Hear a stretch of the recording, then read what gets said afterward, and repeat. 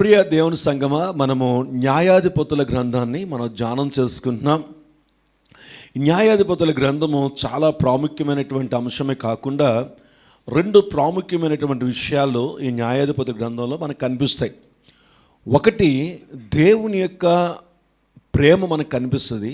దేవుడు ఎటువంటి ప్రేమమయుడో మనకు కనిపిస్తుంది. రెండవదిగా, దేవుడు ప్రజల నుండి ఏం కోరుకుంటున్నాడో, లేదంటే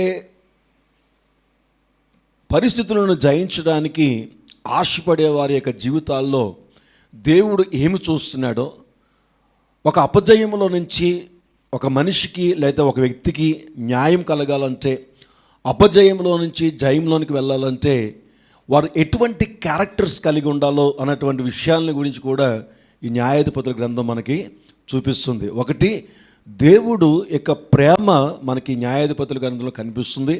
రెండవదిగా, ఎవరైతే అపజయాల నుంచి జయానికి వెళ్ళాలనుకుంటున్నాడో వారి జీవితాల్లో దేవుడు ఎటువంటి గుణలక్షణాలను గమనిస్తాడు, దేనిని బట్టి వారిని నడిపిస్తాడో అన్న విషయం గురించి కూడా న్యాయాధిపతులుగా నియమించిన జీవితాల్లో వ్యక్తిగతమైన జీవితాన్ని పరిశీలిస్తే మనకి కనిపిస్తూ ఉంటాయి. ఎన్ని విషయాలు కనిపిస్తున్నాయండి?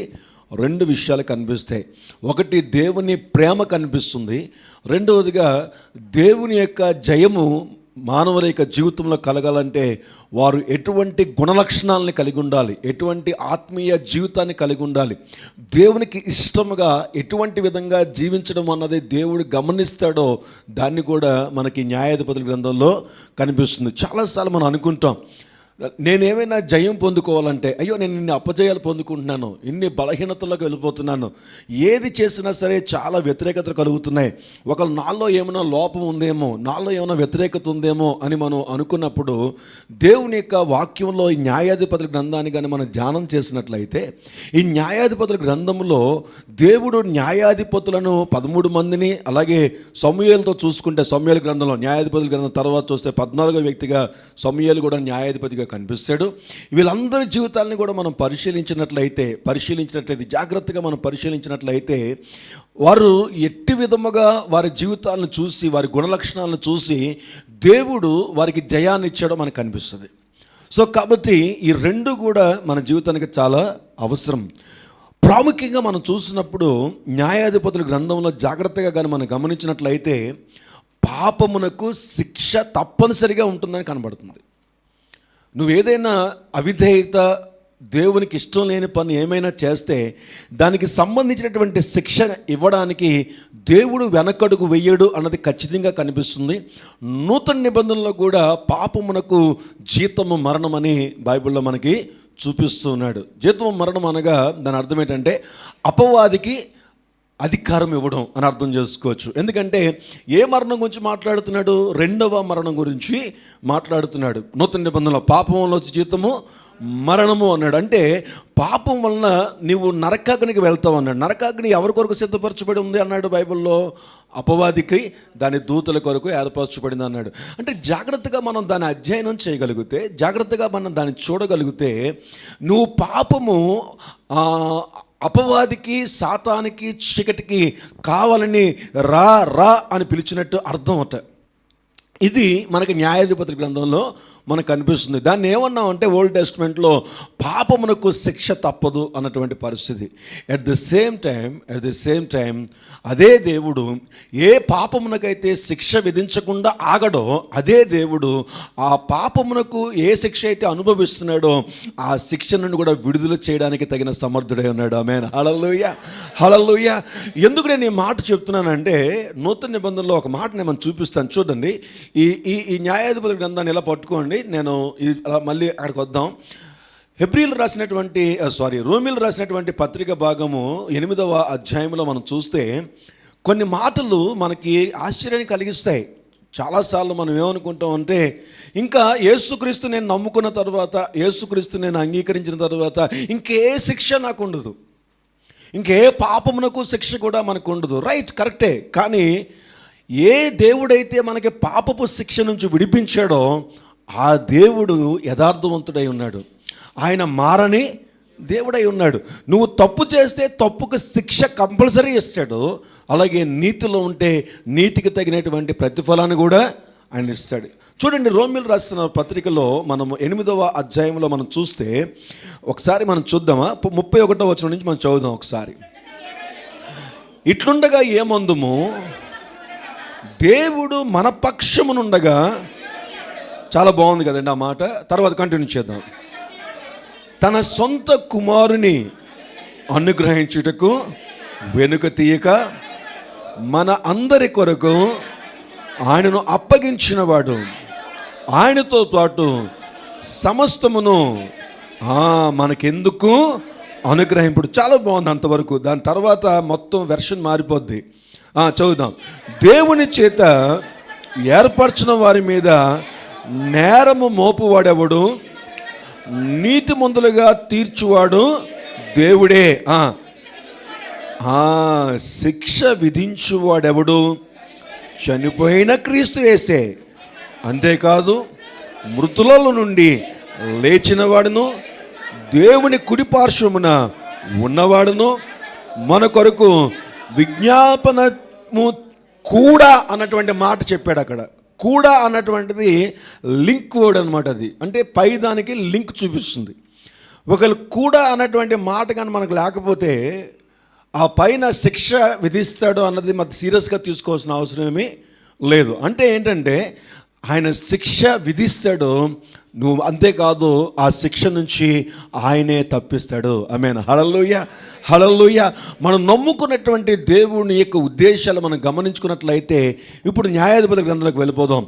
ఈ న్యాయాధిపతుల గ్రంథంలో మనకు కనిపిస్తుంది ఏంటంటే ఖచ్చితంగా పాపమునకు శిక్ష ఉంది, ఆ శిక్ష నుండి విడుదల కూడా ఉంది. ఆమేన్. హల్లెలూయా. ఇంకొంచెం మంచి జాగ్రత్తగా చూస్తే పాపమునకు శిక్ష విధించువాడు దేవుడే, కాబట్టి దాని నుంచి విడిపించేవాడు కూడా దేవుడై ఉన్నాడు. పాపమునకు శిక్ష అపవాది ఇవ్వడు. పాపమునకు శిక్ష కలగడానికి గల కారణము దేవుడే అనుమతినిస్తాడు. కాబట్టి బైబిల్ ఏమంటుందంటే ఎవరైతే ద్వారము మూసాడో ఆయనే ద్వారాన్ని తెరవాలి. దేవుడు ద్వారం మూస్తే దాన్ని తీయగలిగిన వాడెవడు, దాన్ని తెరవగలిగినటువంటి వాడెవడు? ఇప్పుడు నీకు శిక్షకు రావడానికి అవకాశము మార్గము ఆయనే తెరిచినప్పుడు మళ్ళీ ఎవరు ముయ్యాలి ఆ ద్వారాన్ని? ఆయనే ముయ్యాలి. ఆమేన్. హల్లెలూయా. అందుకని మనం ఏ స్థితినైనా సరే న్యాయాధిపతుల గ్రంథంలో మనకు కనిపిస్తుంది ఏంటంటే ఆ దేవుడే వారు పాపం చేసినప్పుడు, ఆ దేవుడే వారు తప్పు చేసినప్పుడు, ఆ దేవుడే వారు అవిధేయతగా ఉన్నప్పుడు ఏమైతే చెయ్యొద్దన్నారో, ఏమైతే వారు చేయకుండా జాగ్రత్త కలిగి ఉండమన్నాడో ఆ నియమంలో వారు ఉండకుండా వారి ఇష్టానుసారంగా వెళ్ళిపోతున్నప్పుడు ఆ పాపమునకు శిక్షగా అన్య జనాంగమును, ఎవరన్నట? అన్య జనాంగమును అంటే ఇశ్రాయేలీయులు కానటువంటి వారిని, ఇశ్రాయేలు యొక్క జనాంగము కానటువంటి వారిని, ఇతర దేవతలను ఆరాధించేవారిని, దేవుణ్ణి ఎరగనటువంటి వారిని, రెండవదిగా చూస్తే బలవంతులైనటువంటి శత్రువులని, ఏ మాత్రం కూడా వారిని జయించడానికి అవకాశమైనటువంటి శత్రువుల చేత వారికి బానిసత్వంలోకి నెట్టివేసిన పరిస్థితిని మనకి న్యాయాధిపతుల గ్రంథంలో కనిపిస్తుంది. మన బానిసత్వానికి గల కారణము పాపమే అంటుంది బైబిల్లో. నీకున్నటువంటి పరిస్థితులు సంబంధించి ఏదైనప్పటికీ కూడా నువ్వు ఒక బంధకాల్లో చిక్కుకుపోయినప్పుడు, నీ మీద కొంతమంది శత్రువులు నీ మీద ఏలుబడి చేస్తున్నప్పుడు, నీ ఉద్యోగాల్లో కానీ, నీ వ్యాపారాల్లో కానీ, నీ కుటుంబంలో కానీ, నీ వ్యక్తిగతమైనటువంటి జీవితంలో నీకు ఒక ఫ్రీడమ్ లేకుండా నిన్ను ప్రతి విషయంలో కూడా నిన్ను బంధిస్తున్నటువంటి పరిస్థితుల్లో నువ్వు ఉంటున్నప్పుడు, నువ్వు విసుగెత్తిపోయేంతగా నిన్ను కంట్రోల్ చేసినటువంటి కొన్ని అధికారాలు నీ మీద ఏలుబడి చేస్తున్నప్పుడు బైబిల్ అంటుంది దానికి గల కారణము యువర్ సిన్ అంటున్నాడు. అది నీ పాపం అంటున్నాడు. పాపము అంటే ఏదో చేసేయక్కర్లేదు, దేవుని యొక్క వాక్యమునకు ఎక్కడో నువ్వు అవిధేయతను నువ్వు చూపించావు. ఎక్కువ ఏదో చేసేయక్కర్లేదు, అబద్ధాలు ఎక్కువ ఆడచ్చు, ఇతరులను అనవసరంగా ద్వేషిస్తూ ఉండొచ్చు, నీ హృదయంలో ఇంకా పగ ద్వేషము అలాగే పెట్టుకొని కొంతమందిని కావాలని అదే పనిగా నువ్వు ద్వేషిస్తూ ఉండొచ్చు. ఎవరో ఎప్పుడో చేసినటువంటి అపకారమును ఇంకా మనసులో పెట్టుకొని మీ అత్తయ్య గారో, మీ అమ్మగారో, మీ నాన్నగారో, మీ చెల్లో, మీ అక్కో, మీ తమ్ముడో, నీ ఇంటి పక్క వాళ్ళు, నీ ఇంటి ఎదురుగా ఉన్నటువంటి వారు ఎవరో ఎప్పుడో చేసినటువంటి అపకారమును నీ మనస్సులో పెట్టుకొని నువ్వు ప్రార్థన చేస్తే దేవుడు అంగీకరించను అంటున్నాడు బైబిల్లో. ఆ బలి అర్పణను అక్కడే నువ్వు ఆపు చేసి ముందు వెళ్ళి వారితో నువ్వు సంధి చేసుకుని వారితో కలిసి వచ్చి నువ్వు ప్రార్థన చేయాలంటే దేవుడు అంగీకరించను అంటున్నాడు. మనం పాపం అంటే ఏదో మనం చేసేయట్లేదు కదా అని అనుకుంటాం. మనం ఎవరినేమి మర్డర్ చేసేయట్లేదు కదా, ఏవో పెద్ద పెద్ద వ్యభిచారాలు ఏం చేసేయట్లేదు కదా, లేదంటే ఎవరు పొరుగు అనేది ఏదో ఆశించేయట్లేదు కదా అని అనుకుంటాం చాలాసార్లు.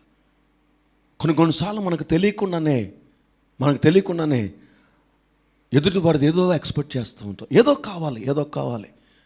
నేను ఇంతకుముందు చెప్పాను కదా, ఒకసారి నాకు ఒక స్నేహితుడు ఉండేవాడు. నాకంటే ఒక 10 సంవత్సరాల వయసులో పెద్దోడు, కానీ స్నేహితుడు. కొంచెం పెద్దలతో తిరిగే వాళ్ళం అప్పుడు అనుభవాల కోసం, తప్పని పరిస్థితుల్లో. ఎందుకంటే ఎవరన్నా మాకు అటాక్ చేస్తే వాడు కాపుదలు ఉంటారని తెలివి ఎక్కువైపోయి కొంచెం పెద్దలతో తిరిగేవాళ్ళం. వాడు కొంచెం మంచి బిల్డర్ లాగా ఉండేవాడు, నా మీద 2 అడుగులు హైట్ ఉండేవాడు, మంచి బ్యాక్గ్రౌండ్ కూడా బాగుండేది. కనీసం 3 నెలల్లో 4-5 సార్లు కువైట్ వెళ్ళి వచ్చేస్తూ ఉండేవాడు, లేదంటే యూఎస్ వెళ్ళిపోతూ ఉండేవాడు, యూకే వెళ్ళిపోయి ఎక్కడ పడితే అక్కడికి వెళ్ళిపోతూ ఉండేవాడు. మొత్తం ఎక్కడ పడితే తిరుగుతూ ఉండేవాడు. చాలా హై స్టాండర్డ్స్. వాడు ఎప్పుడైనా నా దగ్గరికి వస్తే వాళ్ళ పాకెట్ చూసేవాడు. అంటే ప్యాంట్ పాకెట్ చాలా ఎత్తుగా ఉంటే కట్టలు ఉన్నాయని. వాడికి అలవాటు ఏంటంటే పర్స్ వాడు ఈ ఫ్రంట్ పాకెట్స్ వాడతాడు ప్యాంట్ మీద. ఆ ఫ్రంట్ పాకెట్స్ ముందు 2 పాకెట్లోనే నింపుకొని వస్తాడు అన్నమాట మా దగ్గరికి వచ్చినప్పుడు. అంటే అంత చాలా ఒక హైలీ బ్లెస్డ్ పర్సన్ అనుకోవచ్చు ఒక విధంగా చెప్పాలంటే ఫైనాన్షియల్గా. ఎప్పుడైనా ఆడొచ్చాడంటే మాకు పండగే. ఆడేమనేవాడంటే వచ్చినప్పుడల్లా మా కార్యక్రమాలన్నీ చేసుకొని, మంచి జీవితం కాదు కదా అప్పుడు, మా కార్యక్రమాలన్నీ చేసేసుకొని షాపింగ్కి వెళ్దామరా అనేవాడు. షాపింగ్కి వెళ్దామంటే నాకు ఎంత ఆనందం అనమాట. మా ఫ్రెండ్స్ కొద్దిమందితో ఉండేవాడు. అందులో నేను చాలా మెయిన్ ఆడికి. సుధీర్ షాపింగ్ వెళ్దామా అనేవాడు. ఓకే బ్రదర్ వెళ్దాం పదా అనేవాడు. ఇద్దరం కలిసి షాపింగ్కి వెళ్ళేవాళ్ళం. ఏమైనా గుర్తొస్తుందా మీకు? ఏం గుర్తురావట్లేదా? షాపింగ్కి వెళ్తే ఆడు చిన్న చిన్న బనీన్లు, అంటే కొంచెం లోపలికి పెట్టడానికి ఆడు కొంచెం లావుగా ఉండేవాడు, మంచి పర్సనాలిటీ, లూజ్ షర్ట్లు వేసుకునేవాడు, లోపల బనీన్ ఉండేది. మంచి బట్టలు, ఫ్యాంట్స్ అన్నీ కూడా ఇలా చూసి పెట్టేస్తూ ఉండేవాడు లోపల. దొంగతనం ఆడికి అలవాటు అనమాట. నేను తిరిగేవాడిని కానీ మరీ అంత భయంకరంగా దొంగతనాలు చేసేసి షాపుల్లోకి వెళ్ళిపోయి అంత మరీ అంత చీప్గా, అంటే అదేదోలాగా అనిపించేది. అంత అసహ్యకరంగా ఏం తిరగలేదు నేనేమి. నేను అడిగాను, రే ఏంట్రా అంటే, ఏం చేద్దాం రా అలవాటు అయిపోయింది, అది మానాలంటే అవ్వట్లేదు అన్నాడు. ఒరే నీకు ఇంత ధనం ఇచ్చాడు, ఇంత డబ్బులు ఇచ్చాడు, 1,00,000 రూపాయలు అంటే ఈజీగా ఖర్చు పెట్టేస్తావు. బయటకు వచ్చి మేము ఎంతమంది వస్తే అంతమందికి బిల్లు ఇచ్చేస్తావు, నువ్వు అసలు ఎక్కడ వెనక తగ్గవరా, అది అంతా మ్యాటర్ ఆఫ్ 200-300 బనీలు తీసుకొచ్చి ఎందుకులని బుద్ధిని బయట పెట్టుకుంటావు, ఎవరికైనా కనిపిస్తే కొట్టేస్తారా మనల్ని, ఎందుకు వచ్చింది కూడా అసలు మనకు ఇక్కుల్లో ఉంటున్నాం, ఇక్కడ లోపలికి వెళ్ళి చిత్త కొట్టేస్తారు పట్టుకొని, మనం ఏం చేయలేం కూడా అని చెప్పి. అంటే అదే అర్థం అవ్వట్లేదురా, ఈసారి నేను అస్సలు చేయను రా అనేవాడు. మళ్ళీ సేమ్ ఎలా చేసేవాడు తెలిసండాడు. మరీ దరిద్రంగాను చెప్పకూడదు కానీ, ఏదన్నా ఎక్కడికైనా వైన్ షాపుల్లోకి వెళ్ళాం అనుకోండి, ఆడెవడన్నా కొంచెం తాగేలా తిరిగితే ఆ బాటిల్ కూడా తీసేసుకునేవాడు సైలెంట్గా. అంత భయంకరంగా ఆడు ఎన్నిసార్లు చెప్పినా అడిగినేవాడు కాదు. ఏంటంటే వాడికి బుర్రే అటువంటిది. క్రైస్తవుల్లో కూడా చాలామంది అలా ఉంటున్నారు. దేవుడు ఎంతగానో దీవిస్తాడు వాళ్ళని, ఎంతగానో ఆశీర్వదిస్తాడు. వాళ్ళు కొనుక్కోగలరు. ఎలాగట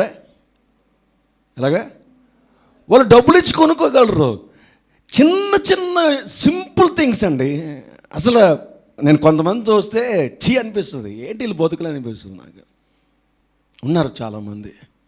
నేను అంటాను, మనకెందుకండి అనవసరంగా చిన్న విషయాల్లో పక్క వాళ్ళవి మనం తీసేసుకోవడం, పక్క వాళ్ళవి మనం ఆశించడం, పొరుగు అనేది ఆశించడం. ఎంతమందికి అర్థమవుతుంది? ఇప్పుడు రిటర్న్ గిఫ్ట్స్ ఇస్తారా? చాలా చోట్ల రిటర్న్ గిఫ్ట్స్ ఇస్తారా? ఎవరా? చాలా చోట్ల వెళ్తూ ఉంటాం మనం. ఎన్ని ఇస్తారు రిటర్న్ గిఫ్ట్స్? కొంతమంది ఏం చేస్తారో తెలుసా, లోపలెట్టేసి మీకు ఇచ్చావా ఏంటండి రిటర్న్ గిఫ్ట్ ఈడు సమాధానం అబద్ధం చెప్పాలని కదా లేట్ చేస్తారు, కొంచెం లేట్ చేసే లోపల ఆ రిటర్న్ గిఫ్ట్ చేతికి పెట్టేసి వెళ్ళిపోతారు. మళ్ళీ బుట్ట లోపలికి వెళ్ళిపోతుంది, మళ్ళీ తిరుగుతూ ఉంటారు. వెంకటేశ్వర గారు మీకు రిటర్న్ గిఫ్ట్ వచ్చిందా అంటే అంటే పట్టుకోండి. ఇంటికి వెళ్ళేటట్టుకి ఎన్ని ఉంటాయి తెలుసా?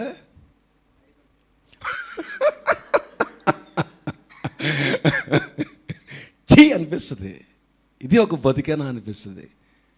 It's not a Christian life. ఇది దేవుని యందు విశ్వాసం కలిగినటువంటి, దేవుని మీద ఆధారపడినటువంటి. అందుకనే చూస్తుండగానే శాపగ్రస్తులుగా ఉంటారు చాలామంది. కొంతమంది బుద్ధులు మారు అట్లాగా. తర్వాత మార్చుకున్నాడట, తర్వాత తెలిసింది మార్చుకున్నాడట, తర్వాత బాగుపడ్డాడు, తర్వాత యుఎస్ వెళ్ళిపోయి సెటిల్ అయిపోయాడు. It's good. తన యొక్క పర్సనాలిటీ దేవుడు చక్కగా ఆశీర్వదించాడు. ఆమేన్. కొన్ని అంటే నేను పాపం గురించి ఎక్స్ప్లెయిన్ చేయడానికి ట్రై చేస్తున్నాను. పాపం అంటే ఏదో కాదు, చీప్ చాలా చాలా చిన్న చిన్న విషయాల్లో మనము దేవునికి విరోధం అయిపోతున్నాం. మనం చాలాసార్లు దేవునికి విరోధమై, బైబిల్ అంటుంది పాపమునకు శిక్ష మరణము అన్నాడు. అంటే ఇక్కడ న్యాయాధిపతిలో పాపమునకు శిక్ష తప్పదు అంటే అపవాది కార్యాలు నీ జీవితంలో జరక్కమానం అంటే దాని అర్థం ఏంటంటే అపవాదికి దేవుడు అవకాశాన్ని ఇచ్చేస్తాడు. నువ్వు ఒకటి చేస్తే 10 చేస్తుంది అపవాది.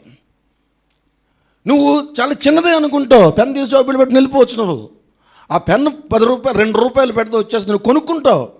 కానీ ఇంటెన్షనల్గా కావాలని తీసి లోపల పెట్టి వెళ్ళిపోతాయి. నేను అంటాను దానికి ఎన్ని రెట్లు నీ దగ్గర నుంచి పోతాయో నీకు తెలియదు. పాపమునకు శిక్ష ఉంది. At the same time Bible ఏం చెప్తుందంటే దాని నుంచి విడుదల కూడా ఉన్నది. ఆమేన్. హల్లెలూయా. వీళ్ళు ఇక్కడ న్యాయాధిపతుల గ్రంథంలో ఈ ఇశ్రాయేలు ప్రజలకి దేవుడు వాగ్దానం చేశాడు. ఐగుప్తు దేశం నుంచి విడుదల చేస్తాను, కానాను దేశానికి నీ స్వాధీనపరుస్తాను దేవుడు వాగ్దానము చేసి నడిపిస్తున్నటువంటి వీరి జీవితాల్లో ద్వితీయోపదేశకాండం చూడక్కర్లేదు, కానీ ద్వితీయోపదేశకాండం అంతా చెప్తాడు. ఒరే నాయన, మీకు ఏ దేశం అయితే ఇస్తున్నానో ఆ దేశ ప్రజలతో మీరు ఉండొద్దు, వారితో సంధి చేసుకోవద్దు, వారి విగ్రహాలను నువ్వు ఆరాధించవద్దు. వారి విగ్రహాల యొక్క ఆరాధన మాత్రమే కాదు, వారి యొక్క అలవాట్లను నీవు అలవాటు చేసుకోవద్దు, వారి యొక్క ఆచారాలను నీవు స్వాధీనం చేసుకోవడానికి ప్రయత్నము చేయొద్దు. ఇదిగో నీకు 10 కమాండ్మెంట్స్ ఉన్నాయి, ధర్మశాస్త్రం ఉంది.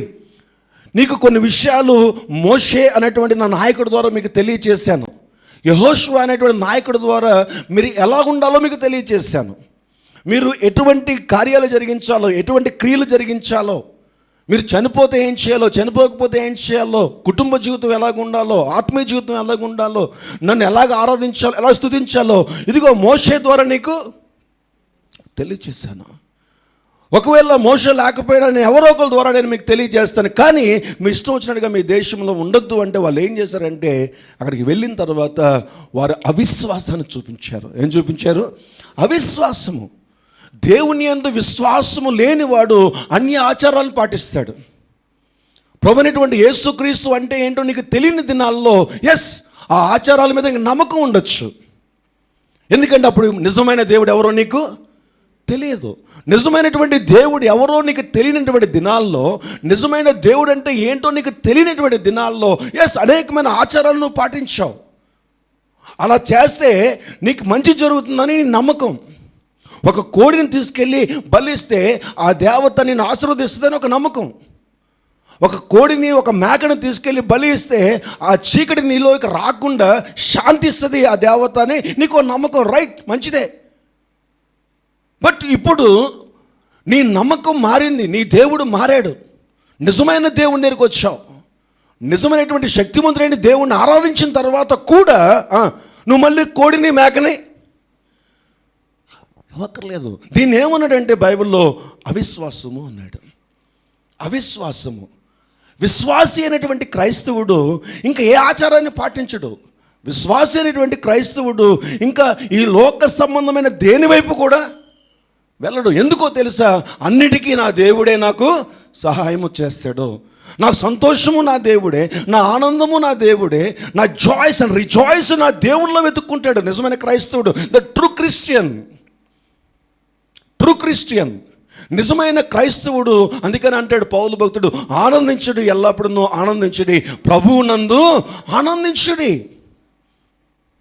లోక సంబంధమైన డిస్కో డ్యాన్సులతో ఆనందించేవాడు లోక సంబంధమైన డ్యాన్సులు పెట్టి ఏమంటారు అన్నట్టు 6 రోజులు పెళ్ళిళ్ళు చేసి ఏదో చెప్పారు మొన్న, ఏదో ఏంటది దాని పేరు మర్చిపోయాను, ఏంటది 6 రోజులు పెళ్ళిళ్ళు చేసి దాన్ని ఏదో ప్రోగ్రాం పెడతారు కదా, డ్యాన్స్ ప్రోగ్రామ్స్, పాటల ప్రోగ్రామ్స్, ఏంటది అంటారు దాన్ని, సంగీత్. క్రైస్తవ కుటుంబాల్లో సంగీతం ఎందుకండి నాకు అర్థం అవ్వదు. దానికి మళ్ళీ డ్రెస్సులు మార్చేసుకోవడం, రకరకాల డ్రెస్సులు వేసుకోవడం, రకరకాల పాటలు వేసుకోవడం, పెద్ద చిన్న వయసుతో సంబంధం లేకుండా డ్యాన్సులు వేయడం, దాన్ని తీసుకెళ్ళి మళ్ళీ యూట్యూబ్లో పెట్టడం, దాన్ని తీసుకెళ్ళి ఫేస్బుక్లో పెట్టడం, అదేమైనా గొప్ప అనుకుంటున్నారా? ఒక విషయం చెప్పమంటారా? దేవుని దృష్టిలో వారు ఎవరో తెలుసా? అవిశ్వాసులు. ఎందుకు అవిశ్వాసులు అంటున్నాడంటే, విశ్వాసి అయిన వాడు యొక్క ఆనందం ఎందులో కనిపిస్తుంది? ప్రభువులో కనిపిస్తుంది. ఆమేన్, హల్లెలూయా. వాళ్ళు ప్రభువుని ఆరాధిస్తారు, ప్రభువును స్తుతిస్తారు. ప్రభువుని ఆరాధించడంలో, ప్రభువును స్తుతించడంలో వారు ఆనందించడం మొదలు పెడతారు. కానీ వీళ్ళు ఆనందం ఎక్కడ వెతుక్కుంటున్నారు? లోక ఆచారాల్లో వెతుక్కుంటున్నారు. లోక సంబంధమైన ఆచారాల్లో, లోక సంబంధమైన విందుల్లో, లోక సంబంధమైనటువంటి వినోదాల్లో వారు ఆనందాన్ని వెతుక్కునే క్రైస్తవులు ఈ రోజున ఎక్కువైపోయారు. ఎంతమందికి అర్థమవుతుంది? నేనంటాను నా ప్రియ దేవుని సంగమా, అవి మనకు సంబంధించినవి కావు. అవి కొన్ని ఆచారాల్లోంచి వచ్చినాయి, అవి కొన్ని మతాల్లోంచి వచ్చినాయి, అవి కొన్ని లోకంలో ఉన్నటువంటి లోక ఆశల్లో నుంచి వచ్చినాయి. లోకాశలు నీ కుటుంబంలోకి రావడానికి వీల్లేదని బైబిల్ చెప్తుంది. ఎందుకంటే లోకమును దాని ఆశయు గతించును. దేవుని చిత్తమును జరిగించేవాడు నిరంతరము నిలిచి ఉంటాడు. నేను చాలా కుటుంబాలు సంఘాలని దాటుకుని, సేవకులను దాటుకుని ఇలాంటి ప్రోగ్రామ్స్ అన్నీ పెడుతూ ఉంటారు ఇళ్ళల్లో. ఇలాంటి ప్రోగ్రామ్స్ ఎవరిని దాస్తున్నావు తెలుసా? నువ్వు అనుకుంటున్నావు సేవకుడి దగ్గర దాక్కున్నావు అనుకున్నావు, సంఘం దగ్గర దాక్కున్నావు అనుకున్నావు, కానీ ఆయన కనుదృష్టి దేనికి కూడా మరుగులేదు. నువ్వు భూమి అగాధాలకు వెళ్ళిపోయిన ఆయన చూడగలడు, ఆకాశంలోకి ఎక్కిన ఆయన చూడగలడు, సముద్రపు అగాధములోంచి కూడా ఆయన నిన్ను చూడగలడు. నీకు సహాయం చేసేవాడు సేవకుడు కాదు, నిన్ను ఆశీర్వదించేవాడు సేవకుడు కాదు. కేవలము సేవకుడు, సంఘము ప్రభువుకి దగ్గరగా నేను తీసుకెళ్తుంది అంతే. బట్ నీ బ్రతుకుకి ఆధారము, నీ జీవితానికి ఆధారము, నీ జీవితంలో కార్యాలకు ఆధారం ఎవరు అంటే ప్రభు అయినటువంటి యేసుక్రీస్తు అయి ఉన్నాడు. ఆమేన్, హల్లెలూయా. నువ్వు చీకటిలోకి వెళ్ళిపోయి చీకటి పనులు చేసినప్పటికీ కూడా, సంఘానికి సేవకునికి దూరంగా వెళ్ళిపోయి ఎక్కడో నువ్వు చీకటి బ్రతికినప్పటికీ కూడా ఎవరు చూస్తున్నారు? నీ జీవాధిపతి అయినటువంటి దేవుడు నిన్ను గమనిస్తున్నాడు. జీవము మరణమును ఎదురుగా పెడుతున్నాడు. నువ్వు జీవమును వెతుక్కుంటే దేవుడు నీకు సహాయం చేస్తాడు. ఆమేన్, హల్లెలూయా. ఎంతమందికి అర్థమవుతుంది? పాపమునకు శిక్ష ఉంది, ప్రతి పాపమునకు శిక్ష ఉంది. నువ్వు చీకట్లో చేసినా, ఎవరిని దాటుకొని చేసినా చూసేవాడు చూస్తాడు. అభివృద్ధి ఎవరి చేతిలో ఉందట? అపోస్తలుడు పౌలు అంటాడు ఒకసారి, నేనేమో నారు పోస్తున్నాను, అపోల్లో నీళ్ళు పోస్తున్నాడు. అభివృద్ధి ఎవరి చేతిలో ఉందట? దేవుని చేతిలో ఉంది. ఆమేన్, హల్లెలూయా. చూడండి ఒకసారి కొరింథీయులకు రాసిన పత్రికలో మనం చూసినట్లయితే ఆ మాట మనకు కనిపిస్తుంది. నువ్వు సేవకులకి నువ్వు భయపడి దాక్కోవడం వల్ల నీ జీవితాన్ని పాడు చేసుకుంటున్నావు, నీ జీవితాన్ని నాశనం చేసుకుంటున్నావు.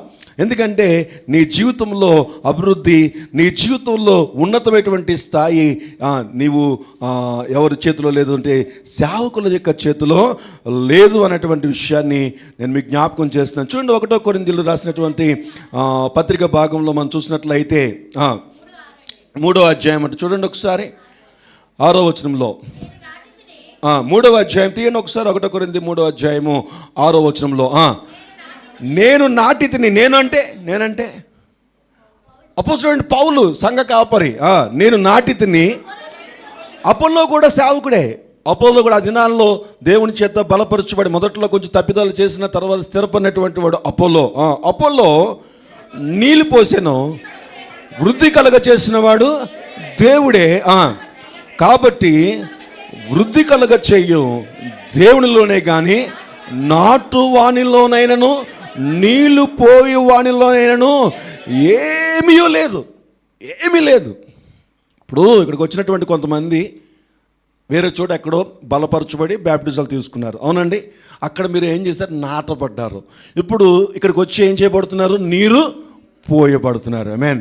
కొంతమంది ఇక్కడే నాటబడ్డారు, ఇక్కడే నీరు పోయబడుతున్నారు. కొంతమంది వేరే సేవకుల చేత, వేరే సంఘాల చేత, వాక్యము చేత నాటబడి ఆ బ్యాప్టిజాలు తీసుకుని అక్కడ విత్తనము నాటి వాక్యంలో నాటబడి కొంచెం ఆత్మను పొందుకుని బలపరచబడి ఇక్కడికి వచ్చి ఏం చేస్తున్నారంటే మరల వాళ్ళు దేవుని వాక్యం చేత వారు నిలబడడానికి దేవుడు సహాయం చేస్తున్నారు. ఎక్కడి నుంచి నువ్వు వచ్చినా, ఆ సేవకుడైనా ఆ సంఘమైనా, ఇప్పుడున్నటువంటి ఈ సంఘమైనా ఈ సేవకుడికైనా నీ జీవితంలో అభివృద్ధికి అవకాశం లేదు. ఆధారము కాదు, వారి చేతిలో ఏమీ లేదు.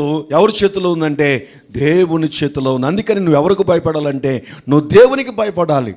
వీరు ఏం చేశారంటే నాయకులు లేరు అప్పటికి. మోషే చనిపోయాడు, యెహోషువ కూడా చనిపోయాడు.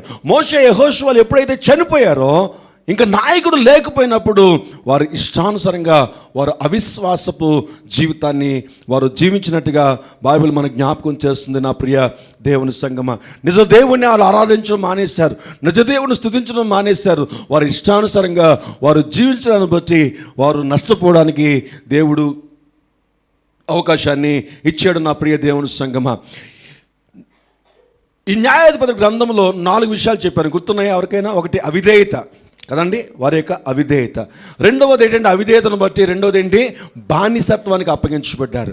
మూడవది ఏంటంటే ఈ బానిసత్వాన్ని బట్టి వారు దేవుని వైపుకి వారు తిరిగారు, ప్రార్థన ద్వారా పశ్చాత్తాపం ద్వారా దేవుని వైపుకి వారు తిరిగారు. నాలుగవది ఏంటంటే దేవుడు వారిని విడిపించి వారికి విశ్రాంతిని, సమాధానాన్ని ఇచ్చాడు. ఆమేన్, హల్లెలూయా.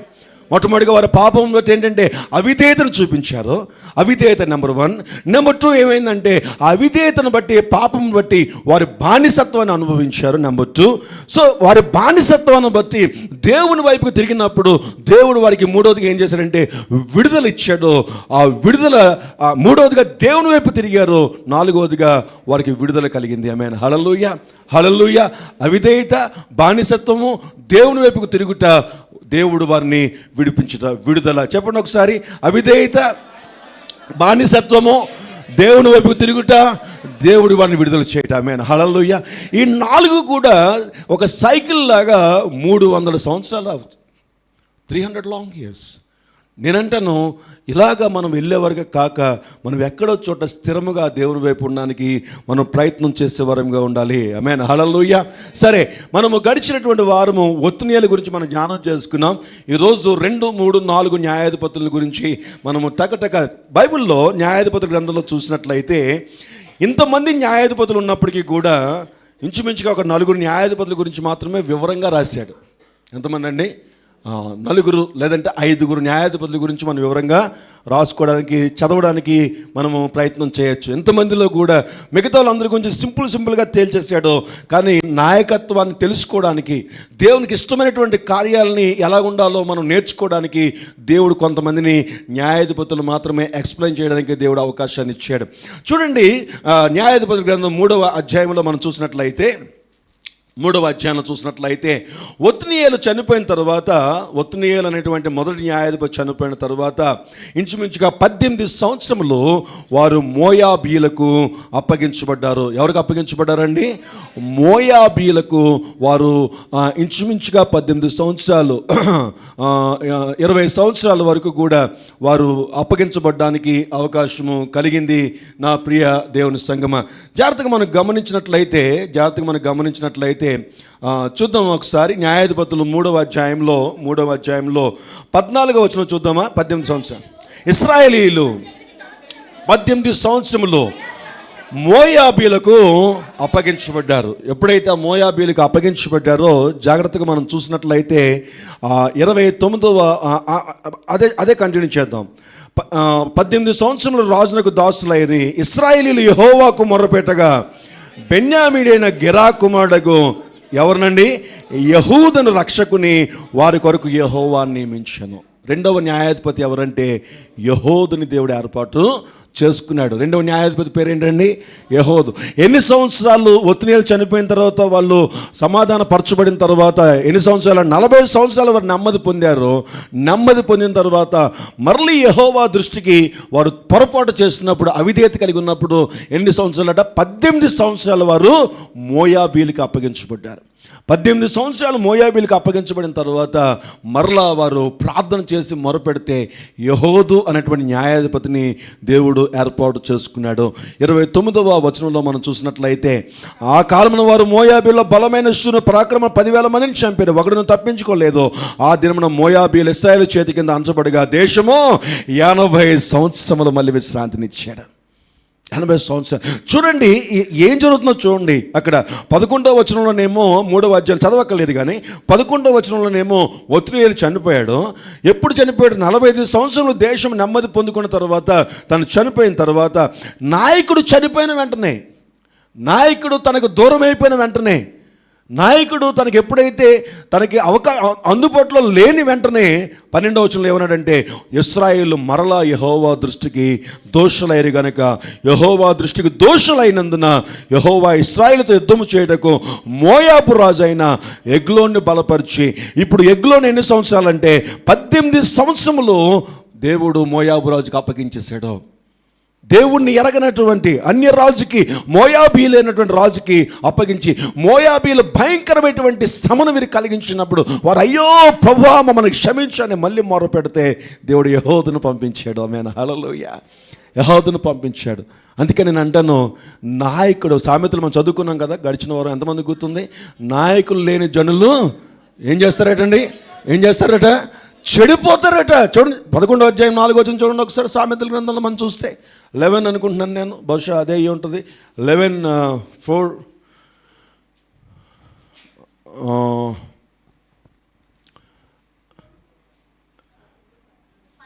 14 అండి.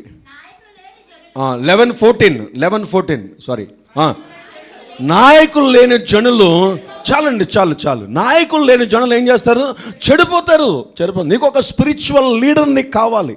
ఆత్మ సంబంధమైన, దేవునికి సంబంధించిన, దేవుని ఆత్మతో నింపబడిన నాయకుడు నీకు లేకపోతే, ఆ నాయకుడిని దాటుకుని వెళ్ళాలని నువ్వు ప్రయత్నం చేస్తే, ఆత్మ సంబంధమైన నాయకుడు నీ మనసులో, నీ హృదయంలో చచ్చిపోయినలాగా ఉంటే, బైబిల్ అంటుంది నువ్వు చెడిపోతావు. ఆ రోజు ఎప్పుడైతే ఒత్నియేలు అనేటువంటి నాయకుడు చనిపోయాడో, నా ప్రియ దేవుని సంగమా, 18 సంవత్సరములు వారు శ్రమ పొందుకోవడానికి వారు చెడిపోయారు. నా ప్రియ దేవుని సంగమా, తర్వాత వెంటనే దేవుడు ఏం చేశాడంటే యెహోదును ఏర్పాటు చేసుకున్నాడు. ఇప్పుడు ఎన్ని సంవత్సరాలండి? 80 సంవత్సరాలు. 80 సంవత్సరాలు వారు చక్కగా వారు శ్రమలో నుంచి బయటకు వచ్చి వారు సమాధానం పొందుకున్నట్లుగా బైబిల్ మనకు జ్ఞాపకం చేస్తుంది. 30వ వచనంలో చూసినట్లయితే, అతని తర్వాత ఆనాతు కుమారుడైన షమ్గరు 3వ న్యాయాధిపతి. ఇతను ఈ 3వ న్యాయాధిపతి షమ్గరు న్యాయాధిపతిగా ఉన్నాడు. అతని సమయంలో మరి ఎంతకాలం ఉన్నారు అనేది బైబిల్ క్లారిఫికేషన్ ఇవ్వలేదు. ఎంతకాలం సమాధానం పడ్డారు, ఎంతమంది ఎన్ని సంవత్సరాలు వాళ్ళు శ్రమను అనుభవించారో చెప్పారు. ఎన్ని సంవత్సరాలు వారు సమాధానం పడ్డారో మనకు చెప్పలేదు. 30వ వచనంలో షమ్గరు న్యాయాధిపతిగా ఉండెను. అతడు ఫిలిష్తీయుల్లో 600 మందిని మునుకోల కర్రతో హతము చేశాను. అతడును ఇశ్రాయేల్ని రక్షించాను. 4వ అధ్యాయంలో చూస్తే షమ్గరును దాటుకుని యెహోదు గురించి మాట్లాడుతూ అంటాడు, యెహోదు మరణమైన తర్వాత ఇశ్రాయేలు ఇంకను యెహోవా దృష్టికి దోషులైరు గనుక యెహోవా హసోరులో ఏలు కనాను రాజు అయిన యాబీను చేతికి వారిని అప్పగించెను. అతని సేనాధిపతి అన్యుల హరోషెతులో నివసించిన సిసెరా. అతనికి 900 ఇనుప రథములు ఉండెను. అతడు 20 సంవత్సరములు ఇశ్రాయేలు కఠినమైన బాధ. ఏంటండి అసలు ఇది? 80 సంవత్సరాల వరకు నెమ్మది ఉంది కదా, చక్కగా దేవుడు బాగానే తీసుకెళ్తున్నట్టుగా. Not only 1 or 2 and 3 years. ఈరోజు నా క్రైస్తవ జీవితంలో కొంచెం దేవుడు సమాధానం ఇస్తే చాలు, కొంచెము దేవుడు మనకున్నటువంటి పరిస్థితి నుంచి విడిపిస్తే చాలు, ఫ్రీ అయిపోతున్నాడు ఈ రోజున. ఎందుకు శ్రమ వెంబడి శ్రమ అంటే, శ్రమ లేకపోతే నువ్వు మాట వింటం లేదు కదా, నీకు ఒత్తిడి లేకపోతే నువ్వు మాట వింటం లేదు కదా. చాలామంది అడుగుతుంటారు, ఎందుకు నాకు ఈ శ్రమ అంటే, నువ్వు శ్రమ లేకపోతే నువ్వు మాట వినవు కాబట్టి, నీ హృదయము సరైనది కాదు కాబట్టి. నిన్ను కానీ దేవుడు ఫ్రీగా వదిలేస్తే నువ్వు దేవునికి దూరం అయిపోతావు కాబట్టి. నీ మనసు దేవునికి స్థిరముగా ఉండే విశ్వాస జీవితాన్ని, నమ్మకత్వం నమ్మకత్వాన్ని నువ్వు సంపాదించుకుంటే దేవుడు అంచెలంచెలుగా పైకి తీసుకొచ్చేస్తాడు. మళ్ళీ నేను అంటాను నా ప్రియ దేవుని సంగమా, మనకి దేవుని మీద నమ్మకం కంటే కూడా మనము దేవునికి నమ్మకంగా ఉండాలని నేను కోరుకుంటున్నాను.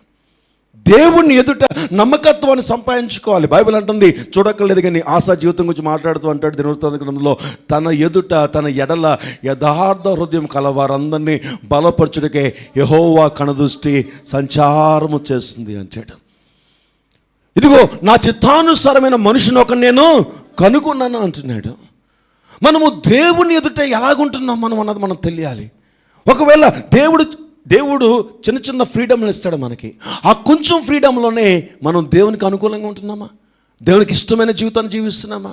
ఎక్కడైనా దేవునికి ఇష్టమైన జీవితం అంటే మనం ఏమనుకుంటున్నాం అంటే పెద్ద పెద్ద విషయాలు చూసుకుంటున్నాం. నేను అలా తిరగట్లేదు కదా, ఇలాగ తిరగట్లేదు కదా. నేను అంటాను, జాగ్రత్తగా పరిశీలిస్తే నీ యొక్క స్వతంత్రతని ఎలా ఉపయోగించుకుంటున్నావు నీకే తెలుస్తుంది. యువర్ ఫ్రీడమ్, నీ ఫ్రీడమ్ దేవునికి ఇచ్చినప్పుడు నువ్వు నిజంగా దేవునితో ఉండగలుగుతున్నావా?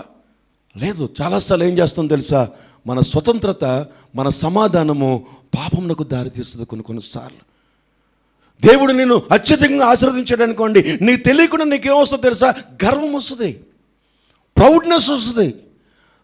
దేవుడు నీకు తెలియకుండానే నేను ప్రార్థన చేస్తున్నప్పుడు దేవుడు అత్యధికమైన ఆత్మవరాలతో నేను నింపేశాడు అనుకోండి, చాలా ఉన్నతమైన వరాలతో నేను నింపేశాడు అనుకోండి, నీకేం కనిపిస్తుంది? నీకేమొస్తుంది అంటే నీకు అహంకారం వస్తుంది. అహంకారం వచ్చిందని నీకెలా తెలుస్తుంది అంటే యువతల వాళ్ళని ఎగతాళి చేస్తావు. చూసావా ఎలా పాడాడో చూసావా? అంటే నీకేంటి, దేవునికి స్వరం బాగా ఇచ్చాడని అడిగి ఇవ్వలేదన్నా ఏం చేయాలి? నువ్వు ఎగతాళి చేయాలా? వారి కోసం కామెంట్స్ చేయాలా? కాదు. ప్రార్థన చేయాలి. ప్రభువా, వారికి ఉన్న ఆసక్తిని బట్టి నీకు కొందాలి నాయన, కానీ వాళ్ళ గొంతు సరిగ్గా రావటం లేదు, స్వరం సరిగ్గా లేదు నాయన, వారి స్వరాన్ని తాకండి, వారి గొంతుని తాకండి, వారికి మంచి స్వరమును మంచిగా వారు పాడడానికి సహాయం చేయండి, నీ ఆత్మ అభిషేకంతో వారిని నింపండి ప్రభువా అని నువ్వు ప్రార్థన చేస్తే నీ ప్రార్థన బట్టి వారి స్వరాన్ని దేవుడు ఆశీర్వదిస్తాడు. ఆమేన్, హల్లెలూయా. దాన్ని బట్టి నీకు అహంకారం ఉందో లేదో నీకు తెలుస్తుంది. కొంచెం పైకి వచ్చావంటే, కొంచెం పైకి వెళ్ళావంటే, కొంచెం నీతిలోకి వెళ్ళావంటే, నీతి గల హృదయాన్ని ఎవరు ఇవ్వాలి?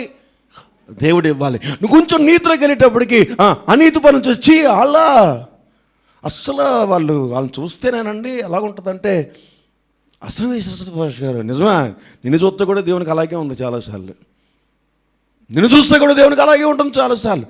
ఏంటండి భాష గారు, వాళ్ళని చూస్తే అసలు చీ అనిపిస్తుందండి, నిన్ను చూస్తే కూడా చీ అనిపిస్తుంది. అది ఎక్కడి నుంచి వస్తున్నాయి మాటలు? అవి అహంకారం నుంచి వస్తున్నాయి, గర్వం నుంచి వస్తున్నాయి. నీకు తెలియకుండానే ఆ స్వతంత్రం. అందుకనే చాలాసార్లు ఏంటంటే ఆయన శిక్షలోకి తీసుకెళ్తుంటే 4వ అధ్యాయంలో చూసినట్లయితే వాడు మరలా 80 సంవత్సరముల వరకు సమాధానం కలిగింది.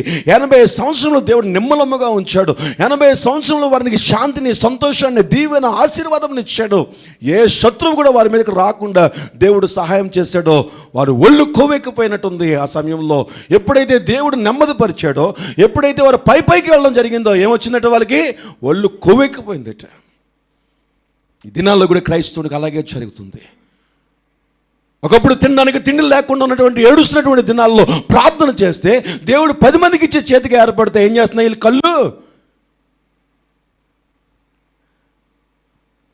కళ్ళు చెప్పండి. నేను ఒక్కడే దొరకాలేంటి మీకు? మీరు నాకు దొరకద్దా? నాతో పాటు మిమ్మల్ని దొరికించేస్తాను. కళ్ళు చెప్పాలి గట్టిగా ఒకసారి. అమ్మయ్య ఇప్పుడు ప్రశాంతంగా ఉంది నాకు. మీరు చెప్పారు కదా నుంచి నేను అప్పుడు కళ్ళు ఏం చేస్తున్నాయి? నెత్తికెక్కేస్తున్నాయి. అంతకుముందు ఉన్నటువంటి తల దించుకునేటువంటి తల కొంచెం పెద్ద ఎక్కువ కూడా దీవించడం, ఇంకా దీవెనలోకి వెళ్తూ ఉంటాం. అలా మెట్టు ఎక్కిస్తుంటాడు. ఏంటి అంటాడు, అంతే. మాట మారిపోద్ది, తీరు మారిపోతుంది, కన్ను దృష్టి మారిపోద్ది, కళ్ళు తిప్పుడు, మూతి తిప్పుడు అన్నీ మారిపోతాయి. ఏమేమి మారిపోతాయమ్మా సుకన్య? మూతి తిప్పుడు మారిపోద్ది, కళ్ళు తిప్పుడు మారిపోద్ది, నడక స్టైల్ కూడా మారిపోద్ది. అప్పుడప్పుడు ఇలాగ వెళ్ళేవాళ్ళు ఇలాగ వెళ్తారు. ఎంతమందికి అర్థమవుతుంది? చదువుదాం. 4వ వచనం. ఆ కాలమున, ఇప్పుడు ఎంతమంది అయిపోయారండి? 3 న్యాయాధిపతులు అయిపోయారు. ఇప్పుడు 4వ న్యాయాధిపతి గురించి తిరిగి వచ్చాం. ఆ కాలమున లప్పీదోతునకు భార్య అయిన దెబోరా అనే ఒక ప్రవక్తిని ప్రవచన వరముతో ఉన్నటువంటి ఒక స్త్రీ, ప్రవచన అభిషేకం కలిగినటువంటి ఒక స్త్రీ, దేవుని యొక్క కార్యాలను ముందుగానే చూడగలిగిన అభిషేకం కలిగినటువంటి ఒక స్త్రీ, దేవునికి ఉద్దేశాలు ఎవరి ఎడల ఎలాగున్నాయో ముందుగానే తెలియచేయబడినటువంటి ఒక ఉన్నతమైనటువంటి అభిషేకించబడినటువంటి ఒక స్త్రీని దేవుడు ఎన్నుకున్నాడు. ఆమేన్, హల్లెలూయా. న్యాయాధిపతిగా దేవుడు ఏర్పాటు చేసుకున్నాడు. ఏంటి తన పేరు? దెబోరా. అంటే తేనెటీగ అంటారు. ఒక విధంగా చెప్పాలంటే తేనెటీగ ఎంత మధురమైనటువంటి తేనెని తయారు చేస్తుందో మొట్టుకుంటే మరి ఏమండి 4 రోజులు నిద్రపోం కదండి, అలాగుంటుంది. తేనెటీగ లాంటి స్త్రీని దేవుడు ఏర్పాటు చేసుకున్నాడు. చూడండి, ఆమె ఎఫ్రాయిముల మన్యమందలి రామాకును పేదలకును మధ్యనున్న దెబోరా సరళ వృక్షం కింద కూర్చుటకై తీర్పుకై కూర్చుండు కద్దు తీర్పు చీటకై ఇశ్రాయేలు ఆమె యొద్దకు వచ్చుచూ ఉండిరి. ఆమె అవిశ్రాంతిగా న్యాయం చేస్తూ ఉంది. ఉదయం నుంచి రాత్రి వరకు కూడా ఒక వృక్షము కింద తను కూర్చోండి. ఇశ్రాయేల్ అందరూ కూడా ఉదయం నుంచి సాయంత్రం వరకు కొన్ని లక్షల మంది ఇశ్రాయేలీలు తన దగ్గరకు వచ్చి న్యాయపు తీర్పు కొరకు తన దగ్గరకు వస్తూ ఉండేవారు. అవి అవిశ్రాంతిగా న్యాయపు తీర్పు తీరుస్తుంది. ఎందుకంటే తెలుసా, తనకి ప్రవచన వరం ఉన్నది. ఆమెకు ప్రవచన వరం ఉన్నది. అవిశ్రాంతిగా వారి దగ్గరికి వస్తే అనేక మంది గురించి చెబుతుంది. ఇదిగో దేవునికి నీ ఎడలో ఉన్నటువంటి ఉద్దేశాలు ఇలాంటివి, జాగ్రత్త జాగ్రత్త అని చెప్తుంటే వారి జీవితాన్ని సరి చేసుకుంటున్నారు. ఫ్లోటింగ్ విపరీతంగా వచ్చేస్తుంది. అవిశ్రాంతిగా ఉన్నటువంటి స్త్రీగా మనకి దెబోరా కనిపిస్తుంది. జనములకు ఎప్పుడు కూడా విచారణ. ఎందుకంటే ఏ న్యాయాధిపతి గురించి ఎంత వివరంగా రాయలేదో ఈ న్యాయాధిపతి అటువంటి, ఎందుకంటే తిన ఒక ప్రవక్తని, ఈ ప్రవక్తని గురించి అనేక మంది తన దగ్గరికి రావడం మొదలు పెడతారు. కంటిన్యూ చేద్దాం. చేటకి ఇశ్రాయేలు ఆమె యొద్దకు వచ్చి 6వ వచనంలో, ఆమె నఫ్తాలి కెదేశులోని అబీనోయము కుమారుడైన బారాకును పిలువనంపించి అతనితో ఇట్లా, నువ్వు వెళ్ళి నఫ్తాలీలోను జబూలీలను 10,000 మనుషులను తాబోరు కొండ ఎదుగు రప్పించుము. నేను నీ దగ్గరకు యాబీను సేనాధిపతి సిసెరను అతని రథములను అతని సైన్యమును కిషోను కోటి ఎత్తుకొని కూర్చుని చేతికి అతను అప్పగించదునని ఇశ్రాయేలు దేవుడని యెహోవా. ఒక రోజున తను ప్రార్థన చేస్తున్నప్పుడు తన సైన్యాధిపతి అయినటువంటి బారాకు గురించి దేవుడు దర్శనమిచ్చాడు. ఆ దేశంలో సైన్యములకు అధిపతి అయిన తినేమో న్యాయాధిపతి, తనేమో సైన్యాధిపతి. ఎవరు సైన్యాధిపతి? బారాకు అనేటువంటి వ్యక్తి. ఈ బారాకు సైన్యాధిపతిగా ఉన్నాడు. ఈ యొక్క దెబోరా న్యాయాధిపతిగా ఉన్నాడు. ఈ న్యాయాధిపతి అయినటువంటి దెబోరాకి ఏం వరం ఉందంటే ప్రవచన వరం ఉన్నది. ఒక రోజున తన ఉదయం లెగ్గానే తను చెప్తుంది, బారాకు కబురు పెట్టు, బారాకును రమ్మను, దేవుడు బారాకు ద్వారా విడుదల చేయడానికి నాతో మాట్లాడుతున్నాడని చెప్పింది. ఆమేన్, హల్లెలూయా. బారాకు ద్వారా దేవుడు విడుదల చేయబోతున్నాడు. అది 5వ అధ్యాయంలో మనకు కనిపిస్తుంది. తర్వాత చదువుదాం దాని గురించి. 5వ అధ్యాయం అంతా కూడా దేవుడు వారిని ఎలా వాడుకున్నాడో, దేవుడు ఎటువంటి గొప్ప కార్యాలు జరిగించాడో 5వ అధ్యాయం కీర్తనలోని బారాకు దెబోరాలు పాటలు పాడుతూ దేవుని స్తుతించినప్పుడు ఆ స్తుతి ఆరాధనలో, ఆ స్తుతి అర్పణలో దేవుడు చేసిన కార్యాలన్నింటినీ కూడా జ్ఞాపకం చేసుకుంటారు.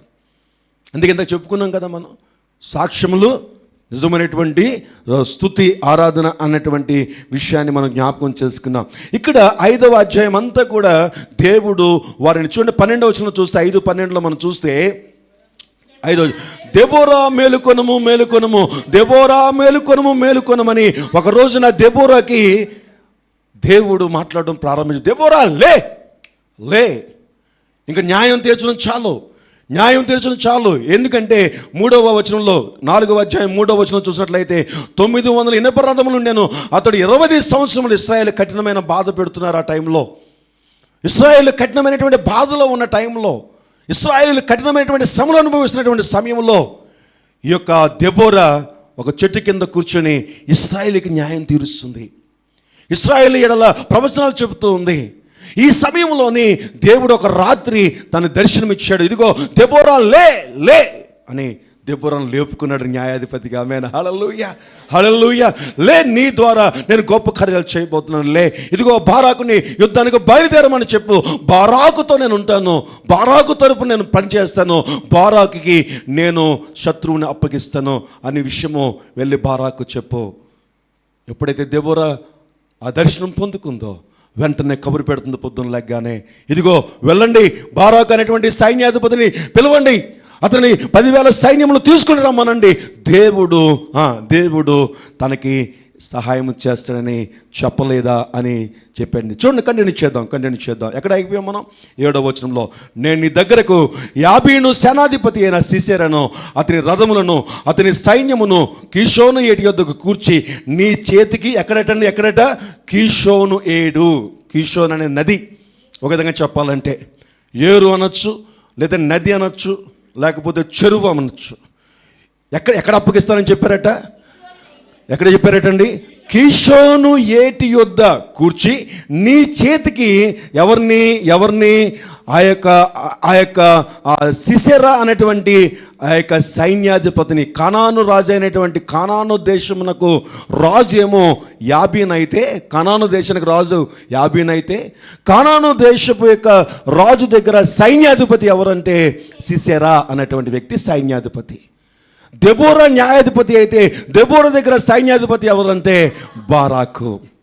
ఇప్పుడు ఈ సైన్యాధిపతి అయినటువంటి బారాకుతో దెబోరా మాట్లాడుతుంది దేవుని యొక్క మాటను బట్టి. ఇదిగో కనాను దేశము నాకు సైన్యాధిపతి అయినటువంటి సిసెరాను ఎక్కడట ఏకీషు అనేటువంటి ఆ నది దగ్గర కిషోన్ అనేటువంటి నది దగ్గర, లేదంటే ఏటి దగ్గర నిన్ను అప్పగిస్తాడు. ఇక్కడ ఏం కనిపిస్తుందో తెలుసా?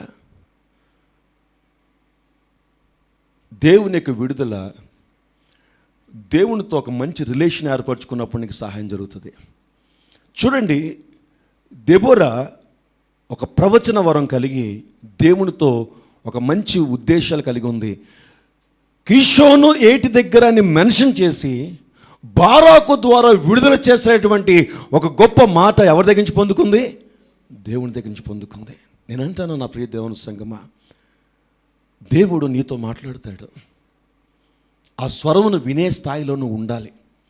ఇక్కడ మనకు అర్థమవుతున్న మొట్టమొదటిది ఏంటంటే, దెబోరాని దేవుడు ఏర్పాటు చేసిన గల కారణం ఏంటంటే, దెబోరా దేవుని దగ్గర కనిపెట్టిన స్త్రీ, దేవుని దగ్గర కనిపెట్టినటువంటి న్యాయాధిపతి. నేను న్యాయాధిపతిని కదా, ఇశ్రాయేలు అందరూ కూడా నా దగ్గరికి వస్తున్నారు కదా, నేను ఏమైనా చేయగలను కదా అని తనకి ఇష్టం వచ్చినట్టుగా మాట్లాడినటువంటిగా మనకు కనిపించట్లేదు. మధ్యలో ఎవరిని పెడుతుంది? దేవుని పెడుతుంది. దేవుడు బారాక్ అనేటువంటి వ్యక్తిని కీషోను ఏటి దగ్గర స్వాధీనపరుస్తారని దేవుడు చెప్పలేదా అని దేవుని యొక్క మాటను పట్టుకుని తను ముందుకు వెళ్తుంది. ఈరోజు ఒక ప్రశ్న, దేవుని మాటను పట్టుకుని నువ్వు ముందుకు వెళ్తున్నావా? నేను చెప్పగలను ధైర్యంగా, దేవుని మాటను పట్టుకుని ఇక్కడ సేవ స్టార్ట్ చేశాను. దేవుని మాటను పట్టుకుని నా బిడ్డలను చదివిస్తున్నాను. దేవుని మాటను పట్టుకునే ఒక కారు కొన్నాను. దేవుని మాటను పట్టుకునే నా జీవితంలో ఎక్కడ ఏది చేయాలన్నా అది చేయడానికి నేను వెళ్ళగలుగుతున్నాను. నేను ధైర్యంగా చెప్పగలను. అందుకనే చాలా ఆలస్యం అవుతూ ఉంటాయి నా జీవితంలో కార్యాలు. చాలా లేటుగా మాట్లాడతాడు నా జీవితంలో. ఎందుకంటే నేను కొంచెం మొండోడిని, నేను కొంచెం మూర్ఖుడిని. త్వరగా దేవుడు మాట్లాడేస్తే నేను ఎక్కడ తప్పుడు అడిగేసేస్తానో దేవునికి భయం. నేను సరైన వ్యక్తిని కాదు.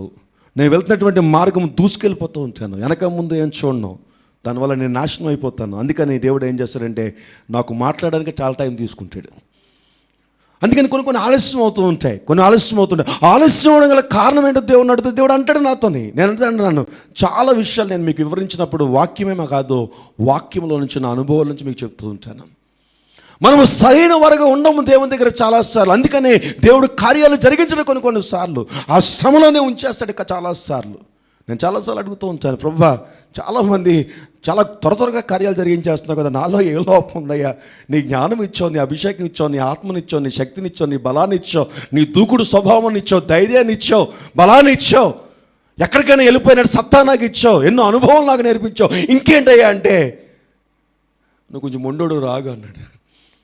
నువ్వు కొంచెం కొన్ని చోట్ల నా మాట వినవరా, నీకు ఒక డోర్ తీసారనుకో పరిగెట్టేస్తావు అంతే, దానివల్ల ఎక్కడ పోతావో నాకు తెలియదు, నువ్వు త్వరగా పోతే నీతో చాలా పని ఉంది నాకు, అందుకని నేను నెమ్మదిగా నడిపిస్తున్నాను అన్నాడు.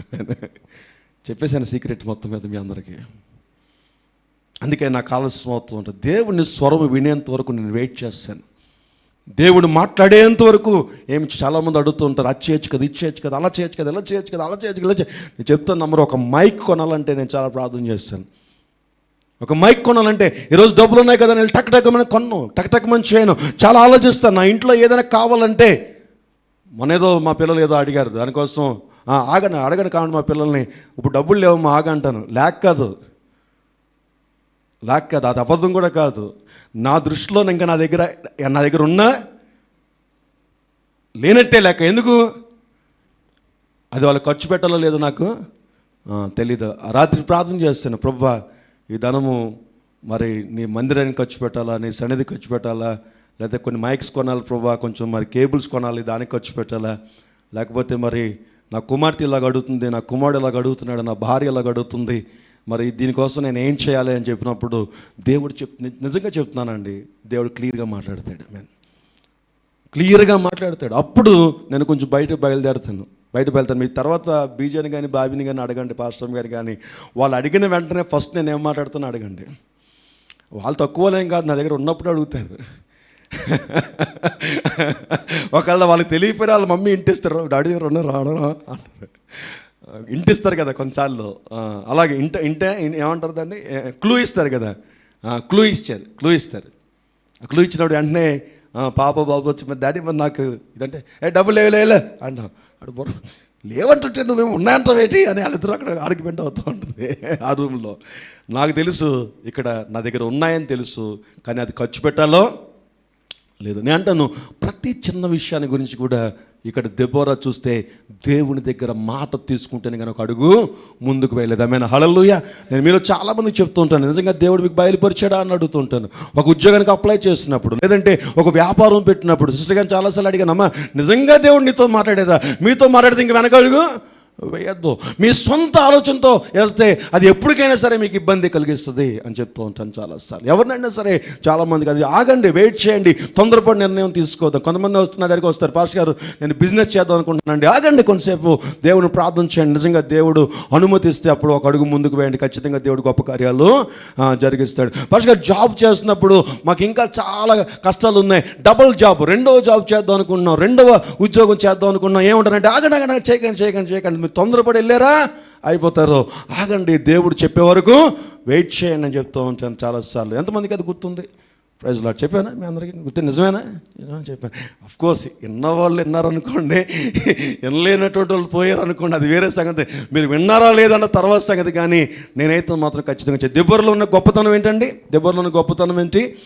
తను దేవుని దగ్గర కనిపెట్టి దేవునికి కార్యాలు. చూడండి, అక్కడ చాలా క్లియర్గా చెప్తుంది 7వ వచనంలో మనం చూస్తే, నేను నీ దగ్గరకు యాబీను సేనాధిపతి అయిన సిసెరను, అతని రథములను, అతని సైన్యమును కిషోను ఎటు యొద్ద కూర్చుని చేతికి అతన్ని అప్పగించేదనని ఇశ్రాయేలు దేవుడైన యెహోవా సెలవిచ్చి ఉండలేదా అని ఆ దెబోరా చెప్పినట్టుగా మనం ఇక్కడ చూస్తున్నాం. నా ప్రియ దేవుని సంగమా, చాలా జాగ్రత్తగా మనం గమనించినట్లయితే చూడండి 5వ అధ్యాయంలో న్యాయాధిపతుల గ్రంథంలో మనం చూసినట్లయితే 5వ అధ్యాయంలో మనం చూస్తే ఆ మాట మనకి కనిపిస్తుంది. దానికంటే ముందుగా ఇక్కడ చూద్దాం ఒకసారి. 4వ అధ్యాయంలోనే కొంచెం ముందుకు వెళ్దాం. 14వ వచనం చూడండి ఒకసారి. దెబోరా లెమ్ము యుద్ధానికి బయలుదేరిపోయారండి. యుద్ధానికి బయలుదేరిపోయిన తర్వాత చూడండి 9వ వచనం ఒకసారి నేను చూపిస్తాను. టైం అయిపోయింది కాబట్టి నేను ముగించేస్తాను. 9వ వచనం, అప్పుడు ఆమె నీతో నేను అగత్యముగా వచ్చేతను, అయితే నీవు చేయు ప్రయాణం వలన నీకు ఘనత కలగదు. యెహోవా ఒక స్త్రీ చేతికి సిసెరను అప్పగించునని చెప్పి తను లేచి బారాకుతో కూడా కెదేషునకు వెళ్ళాను. జాగ్రత్తగా గమనించినట్లయితే నేను చెప్పేస్తాను. ఎప్పుడైతే కబురు పెట్టిందో బారాకు వస్తాడు. బారాకుతో దెబోరా చెప్తుంది. చెప్పినప్పుడు బారాకు ఏమంటాడంటే, లేదు నువ్వు వస్తేనే కానీ నేను వెళ్ళను అంటాడు. ఏమంటాడండి? నువ్వు వస్తేనే కానీ నేను వెళ్ళను అంటాడు. దెబోరా అంటది, లేదు నువ్వు వెళ్ళు అంటది. కాదు నువ్వు వస్తేనే కానీ నేను వెళ్ళను అంటాడు. అంత ఇంపార్టెంట్ వర్క్లో కూడా, అంత బిజీ షెడ్యూల్లో కూడా సైన్యాధిపతితో పాటుగా తను బయలుదేరినట్టుగా బైబిల్ మనకు జ్ఞాపకం చేస్తుంది. ఆమేన్, హల్లెలూయా. ఆ పై వచనంలో మనం చూసినట్లయితే 8వ వచనంలో, బారాకు నీవు నాతో కూడా వచ్చిన ఎడల నేను వెళ్ళలేదని కానీ, నీవు నాతో కానీ రాని ఎడల నేను వెళ్ళనని ఆమెతో చెప్పాను.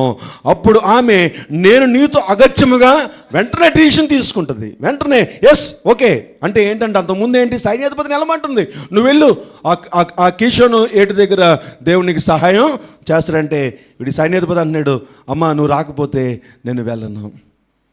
ఇక్కడేం కనిపిస్తుందో తెలుసా? దెబోరా తను ఎంత ఇంపార్టెంట్ వర్క్ అయినప్పటికీ కూడా దేవుడు వెళ్ళమన్నప్పుడు దేవుని పని నిర్లక్ష్యము తను చేయలేదు. మనం చాలాసార్లు నేను రెస్ట్లెస్గా ఉన్నాను, నేను పని మీద ఉన్నాను, నేను చేయలేను అనుకుంటాం చాలాసార్లు. దేవుని పని ఏదైతే ఉందో దాన్ని నిర్లక్ష్యం చేయడానికి వీలు లేదు. బారాకు వెళ్ళలేడా? బారాకు సైన్యం విజయం సాధించదా? అన్నిటికంటే ముఖ్యంగా బారాకుకి విజయం సాధింపచేస్తానని దేవుడు చెప్పాడా లేదా?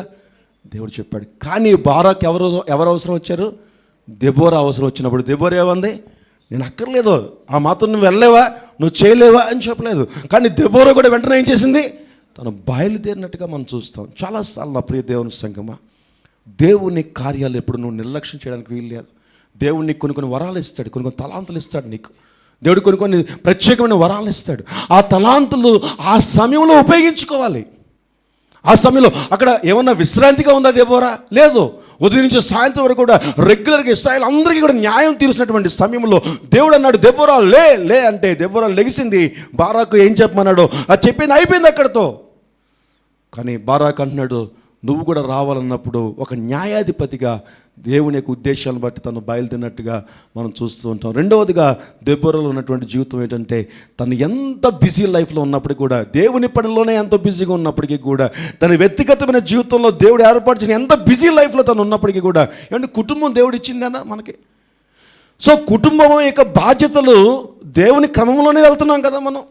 కానీ అదే సమయంలో దేవుని పని చాలామంది సంఘంలో దేవుని పని చేయలేకపోతున్నారు, వెనక్కి వెళ్ళిపోతున్నారు. నేను అంటాను, ఎందుకు చేయలేకపోతున్నావు? గంగాధర్ని అడుగుతాను, ఎందుకు చేయలేకపోతున్నావు? గంగాధర్, నీకు చాలా పనులు ఉన్నాయి, నీకు చాలా దేవుడు తలాంతులు ఇచ్చాడు, సంఘంలో నువ్వేం వాడబడుతున్నావు? జగదీష్ నువ్వేం వాడబడుతున్నావు? అమ్మ సత్య నువ్వేం వాడబడుతున్నావు? అమ్మ బిందు నువ్వేం వాడబడుతున్నావు? అడుగుతాను నేను చాలాసార్లు. అస్సలు రెస్ట్ ఉండట్లేదండి ఇంట్లోనే బయట.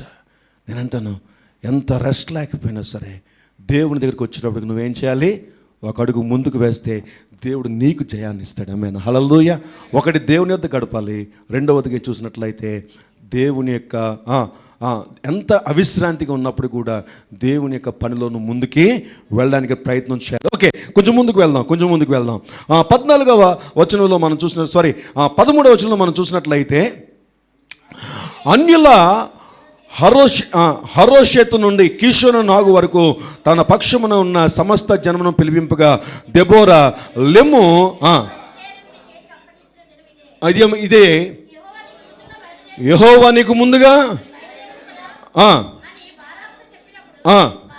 బారాకు వారిని 10,000 మంది మనుషులను వెంట పెట్టుకుని తాబోరు కొండ మీద దిగి వచ్చెను. బారాకు వారిని హతము చేయనట్లు యెహోవా సిసెరను, అతని రథములన్నిటినీ, అతని సర్వసేనను కలవరపరచగా సిసెరా తన రథము దిగి ఎక్కడట సరిగ్గా ఆ కేషరు అనేటువంటి, లేదంటే ఆ వాగు దగ్గరికి వచ్చినప్పుడు, ఆ కిషోన్ అనేటువంటి వాగు దగ్గరికి వచ్చినప్పుడు దేవుడట సిసెరాని ఏం చేశాడటండి? కలవరపరిచాడు. చూడండి 5వ అధ్యాయం 4వ వచనం చూస్తే ఎలా కలవరపరిచాడో తెలుసా? ఇశ్రాయేలు దేవుడిని యెహోవాను కీర్తించేదను.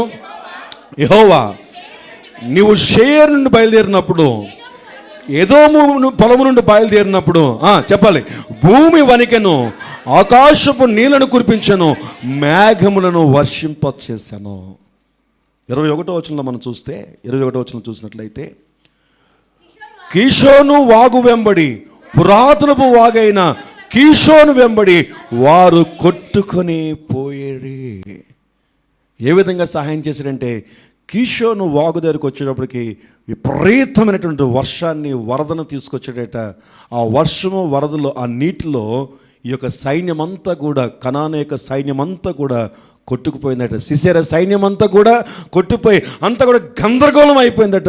ఇక్కడ వీళ్ళేమి, ఎవరు ఈ యొక్క బారాకేమి యుద్ధం చేయడానికి అవకాశం లేకుండా వారందరూ కూడా కొట్టుకుపోయి సిసెరా ఏం చేయాలో అర్థం అవ్వకుండా అక్కడి నుంచి తప్పించుకుని పారిపోయినప్పుడు చూడండి 21వ వచనంలో మనం చూసినట్లయితే, పిమ్మట హెబెరు భార్య అయిన 4:21 4:21. పిమ్మట హెబెరు భార్య అయిన యాయేలు గుడారపు మేకు తీసుకుని సుత్తి చేత పట్టుకొని అతని యుద్ధం మెల్లగా వచ్చి అతనికి అలసడి చేత గాఢ నిద్ర కలిగి ఉండగా నేలకు దిగినట్లు ఆ మేకను అతని కణతలో దిక్కొట్టగా అతడు చచ్చెను. దేవుడు దెబోరాతో చెప్పినట్టుగానే హెబెరు భార్య అయిన యాయేలు చేత సిసెరు చంపబడ్డాడు. చూడండి, బారాకు ద్వారా సిసెరు యొక్క సైన్యం అంతా కూడా బలహీనపరిచాడు. అలాగే ఏదైతే ఆ యొక్క ప్రవచనం చెప్పబడిందో ఒక స్త్రీ ద్వారా సిసెరా చంపబడింది. నా ప్రియ దేవుని సంగమా, దెబోరా దేవుని యొద్ద నుండి తీసుకున్న ప్రతి ఆలోచన నెరవేర్చబడినట్లుగా దేవుడు సహాయం చేసుకున్నాడు. ఆమేన్, హల్లెలూయా. నేనంటాను, దేవుడు నీతో మాట్లాడుతున్నాడా? మొదటి ప్రశ్న. రెండో ప్రశ్న, నిజంగా దేవుడు మాట్లాడితే ఆ కార్యంలో సఫలం జరుగుతుందా? ఆ కార్యంలో దేవుడు నీకు తోడుగా ఉన్నాడా? నిజంగా దేవుడు మాట్లాడితే దేవుడు నీకు తోడుగా ఉంటాడు. ఒక విషయం జాగ్రత్త జ్ఞాపకం చేసుకోండి, పరిశుద్ధాత్మ దేవుడు నీతో మాట్లాడాలంటే నీ మనస్సు మారాలి. యాక్ట్స్ 2:38 అంటాడు, మారు మనస్సు, పశ్చాత్తాపము, పాపక్షమాపణ, దేవునికి అప్పగింపు. ఎప్పటికప్పుడు నీలో ఏం జరగాలో తెలుసా? ఒక రియల్ రివైవల్, ఒక ఉజ్జీవాన్ని దేవుడు ఎప్పుడు ఇస్తాడో తెలుసా? అంటే ఉద్యోగం అంటే నువ్వు చేయలేని కార్యాలని దేవుడు ఎప్పుడు నీతో మాట్లాడి చేస్తాడో తెలుసా? నీ పశ్చాత్తాపము, నీ మారు మనసు, నీ సబ్మిషన్. ఎప్పటికప్పుడు నువ్వేం చేయాలి తెలుసా? దేవునికి విధేయత చూపించడానికి నువ్వు ప్రయాసపడాలి. నువ్వు ఎక్కడ తప్పిపోయావో నువ్వు సరి చూసుకుంటూ ఉండాలి. ఎప్పటికప్పుడు దేవుడికి సబ్మిట్ చేసుకుంటుండగా పరిశుద్ధాత్మ దేవుడు నీతో మాట్లాడుతుంటాడు. లేచి నుంచి ప్రార్థన చేసుకుందా. ఉదయకాల సమయంలో దేవుడు నీతో మాట్లాడాలి. ఈ న్యాయాధిపతి ద్వారా మనకు అర్థమవుతుంది ఏంటంటే, దెబోరా అనేటువంటి న్యాయాధిపతి ద్వారా మనకు తెలుస్తుంది ఏంటంటే, బైబిల్ అంటుంది, దేవుని బిడలకట దేవుడట దేవుని కార్యాలు తెలియచేస్తాడట. ఇది మనుషుని యొక్క హృదయమునకు గోచరము కాదట, ఇవి కంటికి కనిపించవట, ఇవి చెవికి వినిపించవట. దేవుడే తన ఆత్మ ద్వారా నీ ఆత్మతో మాట్లాడతాడట. ఇది దేవుని ఆత్మకు, నీ ఆత్మకు సంబంధించింది. ఒకవేళ కానీ నువ్వు దేవునితో సరైనటువంటి సంబంధం పెట్టుకోకపోతే, దేవుని యొక్క ఆత్మ నడిపింపులోకి నువ్వు రాలేకపోతే, నువ్వు ఏ వింటున్నావో అదే చేస్తావు. ఈరోజు క్రైస్తవుడు ఎక్కువ చేస్తుంది అదే. ఎవడో ఏదో చెప్తాడు, అదే చేస్తావు. అది బాగుందంటే అదే చేస్తావు. ఇది బాగుందంటే ఇదే చేస్తావు. ఆ ఉద్యోగం బాగుందంటే అదే చేస్తావు. దేవుని దగ్గర అడగో. నీ కంటికి ఏది ఆకర్షణగా అనిపిస్తే అదే చేస్తావు. ఈ రోజున లవ్ అఫైర్స్ అక్కడి నుంచి వచ్చినాయి. ఎవరిని ఇష్టపడితే వాడితో తిరిగేయడం, ఎవరు ఇష్టపడితే వాడిని ఇష్టపడిపోవడం. కంటికి ఏది మంచిది కనిపిస్తే ఆడు మంచోడా, వాడు చెడ్డోడా, ఆడు దేవునితో ఉన్నాడా, దేవునితో లేడా, ఆడు వాక్యంతో ఉన్నాడా, దేవుడు బయలుపరుస్తున్నాడా లేదా, ఏం అవసరం లేదు క్రైస్తవుడికి. అలాగే తల్లిదండ్రులు కూడా ఆ మ్యాచ్ చూస్తున్నప్పుడు కంటికి కనిపించాలి, ఆస్తులు కనిపించాలి, మనుషులు కనిపించాలి. నిజంగా దేవుడు మాట్లాడుతున్నాడా నీతో? రోజున దేవుడు మాట్లాడకుండా కంటికి కనిపించినట్టుగా, చెవికి వినిపించినట్టుగా నువ్వు వెళ్ళిపోతున్నా. ఒకసారి రెండు చేతులు పైకి చాపి ఒకసారి నీ ఆత్మ పరిశీలన చేసుకుంటావా? ఎవడో ఏదో చెబితే నువ్వు నిర్ణయాలు తీసుకుంటున్నావా? నిజంగా ప్రార్థన చేసి దేవుడు ఇస్తే నిర్ణయాలు తీసుకుంటున్నావా? ఈరోజు ఒక పెద్ద ప్రశ్న నీకు. ఇది కానీ తెలియకపోతే, ఇది కానీ నీకు అర్థమవకపోతే, దెబోరా నుంచి ఈ జీవితం నువ్వు నేర్చుకోకపోతే, నీ జీవితంలో శ్రమ తప్పదు. ఈ మాట చెప్తున్నందుకు క్షమించండి. నీ శ్రమ నుంచి విడుదల నీకు రాదు. శ్రమ నుంచి విడుదల కలిగే దేవుని స్వరముని దగ్గర రావాలంటే, శ్రమ నుంచి విడుదల పొందుకుని దేవుని ఆజ్ఞని దగ్గరకు రావాలంటే, ముందుగా నువ్వు వింటున్నవి, నువ్వు చూసినవి పక్కన పెట్టు. నువ్వు దేని మీద అయితే ఆకర్షించబడుతున్నావో, ఏదైతే నువ్వు ఇష్టపడుతున్నావో, ఇవన్నీ పక్కన పెట్టు. నీకేమైతే కావాలో దేవుని దగ్గర అడుగు. ప్రభు ఎప్పుడు మాట్లాడతాడో తెలుసా? నీ పరిశుద్ధమైన హృదయాన్ని బట్టి మాట్లాడతాడు. బైబిల్ అంటుంది, నేను పరిశుద్ధుడను, మీరును పరిశుద్ధులుగా ఉండండి. నువ్వు పాప జీవితాన్ని దగ్గర పెట్టుకొని నీ పాప జీవితంలో వెళ్ళిపోతూ, ఇది తప్పు అని తెలిసిన తర్వాత కూడా, ఇది పాపం అని తెలిసిన తర్వాత కూడా అలాగే వెళుతూ ప్రభువా నాతో మాట్లాడు అంటే ఇదిగో ఆ రోజు ఆహాబు దగ్గర పంపించినట్టుగా అబద్ధపు ఆత్మతో నీతో మాట్లాడతాడు. జాగ్రత్త.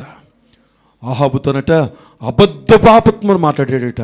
ఆ అబద్ధపు ఆత్మ ఎక్కడి నుంచి వచ్చిందంటే పరలోకం నుంచి, దేవుని సన్నిధి నుంచి వచ్చిందట.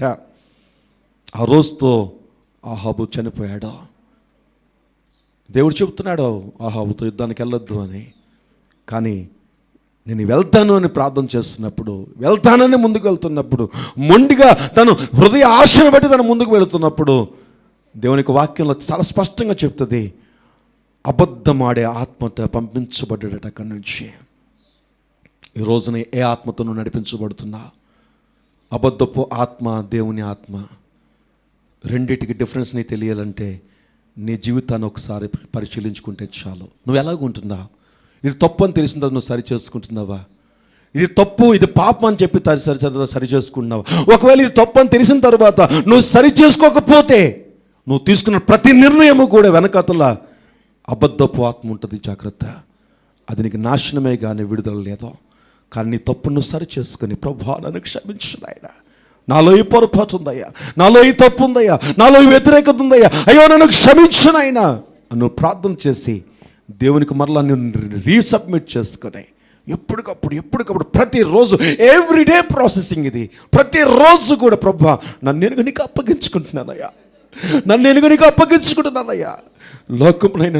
లోకంలో ఉన్న వాటిని నేను ఆశించకుండా అయ్యా నన్ను కంట్రోల్ చేయండి నాయన, నా మనసుని కంట్రోల్ చేయండి నాయన, అయ్యా నాకున్నటువంటి ప్రతి అవయవాన్ని నీకు అప్పగిస్తున్నాను ప్రభు అని ప్రతిరోజును ప్రార్థన చేస్తూ దేవుని యొక్క ఆత్మ సన్నిధిని అనుభవించడానికి నువ్వు ప్రతిరోజు ప్రయాసపడితే ఒకరోజు అకస్మాత్తుగా ప్రార్థనలో దేవుని స్వరాన్ని వింటా. నీకు ఏది కావాలో దేవుడు నీతో మాట్లాడతాడు. ఆయన స్పష్టంగా మాట్లాడతాడు.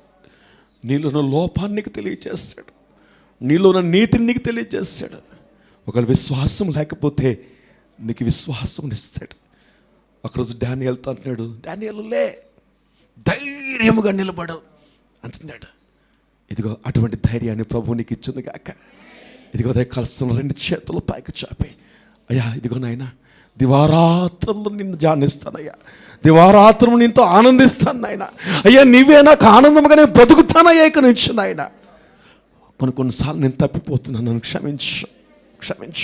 లోకం నన్ను ఆకర్షిస్తుంది, లోకంలో మనుషులు నన్ను మోటివేట్ చేస్తున్నారు, అయ్యా నన్ను క్షమించు నాయన. ప్రతి దినము అయ్యా ప్రతి నిమిషము నాయన నీకు నేను సబ్మిట్ చేసుకునే ఆత్మ నాకు దయచేయి అని రాత్రి నిజంగా నువ్వు ఉదయకాల నిజంగా నువ్వు ప్రార్థన చేస్తే ఇదిగో దెబోరాతో మాట్లాడినట్టుగా నీతో స్పష్టంగా ఎక్కడ ఏ విధంగా నేను విడిపిస్తాడో, ఏ స్థలంలో విడిపిస్తాడో, ఎవరి ద్వారా విడిపిస్తాడో దేవుడు స్పష్టంగా నీతో మాట్లాడతాడు. పరిశుద్ధుడా నీకు కొందాలు. అటువంటి ఆత్మని బిడ్డలకు దయచేయమని యేసు నామములో ప్రార్థిస్తున్నాము తండ్రి.